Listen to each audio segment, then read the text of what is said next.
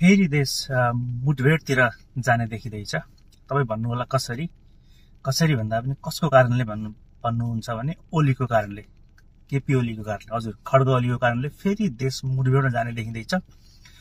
ओलीको कारणले, ओलीको नेतृत्वमा चाहिँ निर्देशनमा नेकपा एमाले सचिवालय बैठकले के निर्णय गर्यो भने अब संसद पुनर्स्थापनाको माग गर्ने।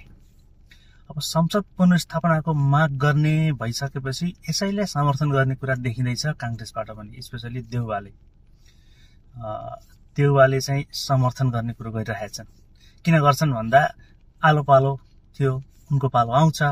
कांग्रेसमा अरूले जसले जसो हो निर्णय गरेको भनेको ओली र देउवाले मिलेर गरेका हुन्। देउवाकी श्रीमती आर्जु राणा पनि थिइन् होला सायद, त्यसरी गरेका हुन्।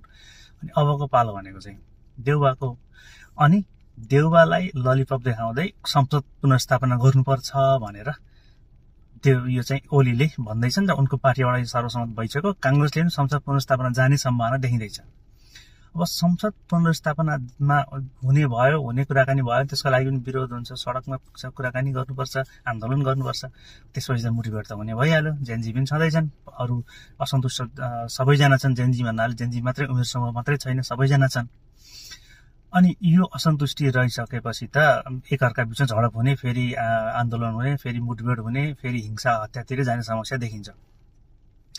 र यदि संसद पुनर्स्थापनातिर गएन भने पनि एमाले लगायत कांग्रेसका दलहरू र कार्यकर्ता तलका छँदैछन्, उनीहरूलाई फाइदा छ। उनीहरूले चाहिँ सजिलै नियुक्ति पाएका थिए, सित्तैमा जागिर पाएका थिए, विभिन्न ठाउँमा काम पाएका थिए, पार्टीको हिसाबले चलेको थियो, स्वार्थ थियो, सजिलो थियो, काम गर्नु पर्दैन थियो, एक प्रकारको दादा भत्तै खाएर बसेका थिए। ती सबै मिलेर त गर्न थालिसके ठाउँ ठाउँ गाउँ गाउँ देख्न थालिसक्यो।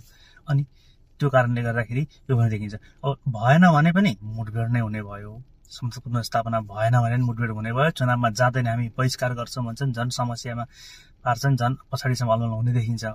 भयो भने पनि झन् खराब स्थिति हुने भइहाल्यो। किनभने यही नभएर, यही सरकारले, यही संसदले निकास दिन नसकेर, यो सरकारको रवैया ठिक नभएर, कुशासन भएर, भ्रष्टाचार बढेर चाहिँ यत्रो जेनजीको आन्दोलनमा आएको थियो, विरोध भएको थियो भनेपछि हुँदा पनि मुठभेड हुने भयो, नभए पनि मुठभेड हुने भयो।